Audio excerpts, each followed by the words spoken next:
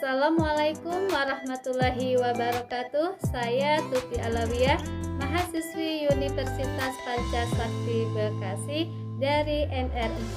Pada kesempatan kali ini saya akan mempresentasikan mata kuliah Manajemen Pendidikan Anak Usia Dini. Tentu yang dibahas adalah fungsi dari manajemen pendidikan anak usia dini dengan dosen pengampu Bunda Dr. Rita Aryani MSc. Oke, teman-teman, mari kita simak bersama-sama. Oke, pengertian dari manajemen pendidikan anak usia dini. Kata dasarnya di sini adalah manage, yang artinya mengelola.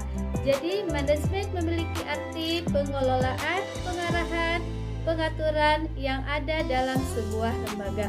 Kemudian, manajemen PAUD itu sendiri adalah suatu upaya mengelola, mengatur, atau mengarahkan proses interaksi edukatif antara peserta didik, guru, dan lingkungan secara teratur untuk mencapai tujuan pendidikan anak usia dini.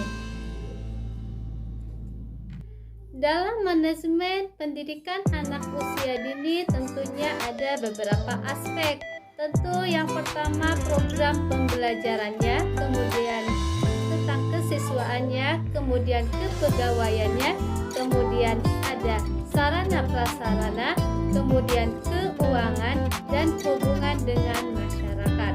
Nah, kemudian ruang lingkup dari program pembelajarannya itu sendiri apa saja? Yang pertama dalam program pembelajaran yaitu yang pertama tentu ada penyusunan program kerja tahunan atau prota. Kemudian penyusunan kalender pendidikan, penyusunan kegiatan tahunan dan mingguan, kemudian ada pengaturan pembukaan untuk tahun ajaran baru, maksudnya untuk menerima siswa baru. Kemudian ada pengaturan pelaksanaan kegiatan belajar mengajar, kemudian pengaturan kegiatan bermain di sekolah tersebut, di lembaga tersebut.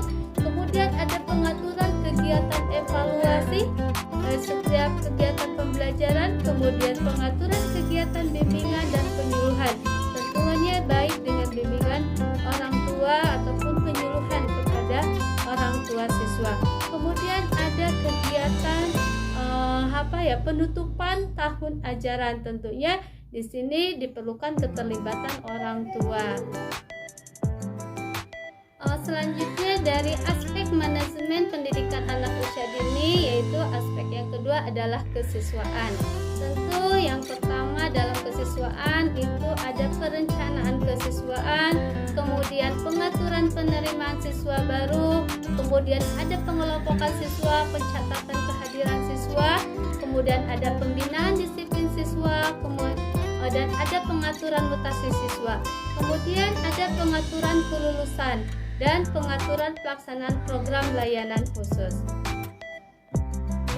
Selanjutnya aspek dari manajemen pendidikan yaitu yang ketiga adalah kepegawaian.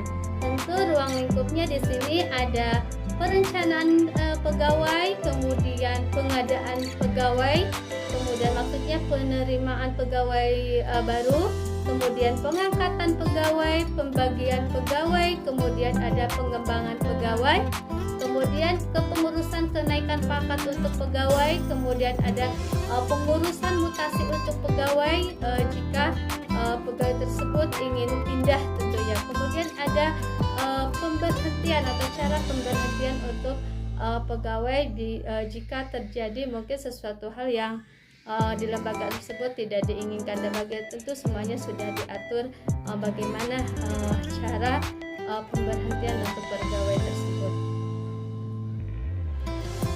Kemudian selanjutnya ini adalah aspek yang keempat yaitu sarana dan prasarana.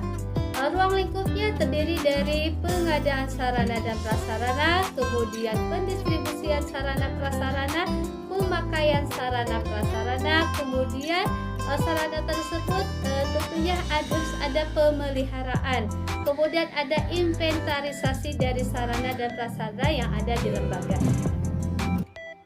Selanjutnya yaitu untuk aspek dari Manajemen pendidikan anak usia dini yaitu tentang keuangan, di mana ruang lingkupnya terdiri dari perencanaan anggaran tahunan, kemudian pengadaan anggaran, pendistribusian anggaran, pelaksanaan anggaran, kemudian ada pembukuan keuangan, kemudian ada pertanggungjawaban keuangan, maksudnya pelaporan dalam keuangan. Selanjutnya, tujuan manajemen pendidikan anak usia dini yaitu untuk merealisasikan tujuan yang telah ditetapkan secara efektif dan efisien. Tentu kunci keberhasilan manajemen lembaga tersebut di pendidikan anak usia dini bisa dilihat dari dua hal tersebut.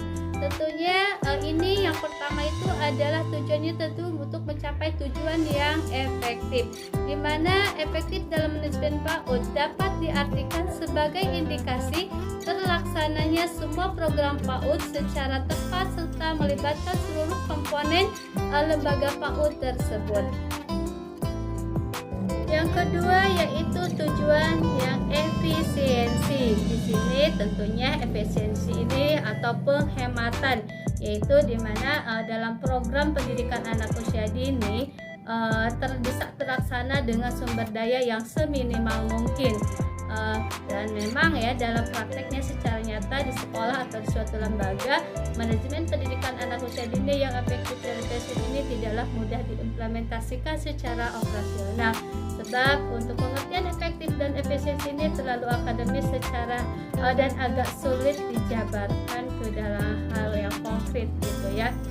Intinya efektif dan efisiensi ini dalam manajemen PAUD sering dikaitkan dengan pengambilan cara atau keputusan yang tepat dalam pemberdayaan seluruh komponen pendidikan anak usia dini yang ada untuk mencapai tujuan yang selanjutnya yaitu prinsip manajemen PAUD. Di sini tentu ada 4 prinsip. Pertama adalah komitmen dan ketegasan, di mana komitmen ditujukan kepada kesanggupan kepala sekolah dalam memajukan lembaganya, baik itu guru, staf, administrasi, anak didik, orang tua, dan lingkungan masyarakat harus turut mendukungnya. Mereka harus memiliki komitmen ya yang kuat untuk mengoptimalkan tumbuh kembang anak sesuai dengan tugas masing-masing. Seorang kepala sekolah sebagai pemimpin PAUD juga harus memiliki ketegasan terhadap semua komponen manajemen yang dikelolanya.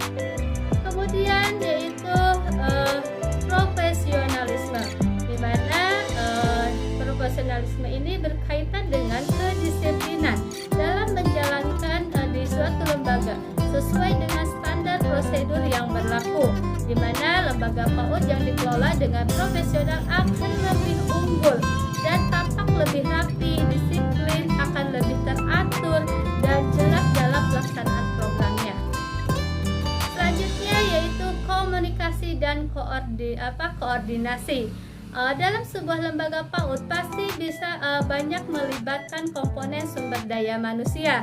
Tugas pengelola PAUD yaitu kepala adalah mengkomunikasikan dan mengkoordinasikan program yang sedang berjalan sehingga program yang terlaksana sesuai dengan harapan dan hasilnya yang efektif, tentunya hasilnya efektif dan efisien.